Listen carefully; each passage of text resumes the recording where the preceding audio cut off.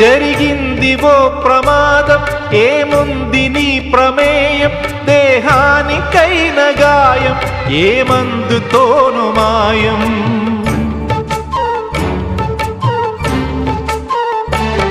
విలువైన నిండు ప్రాణం మిగిలుండటం ప్రధానం, అది నిలిచినంత కాలం సాగాలి నీ ప్రయాణం. స్త్రీల తనువులోనే శీలమున్నదంటే పురుష స్పర్శతోనే తొలగిపోవునంటే, ఇల్లాళ దేహాలలో శీలమే ఉండదనా, భర్తన్న వాడెవడు పురుషుడే కాదు అనా. శీలం అంటే గుణం అనే అర్థం.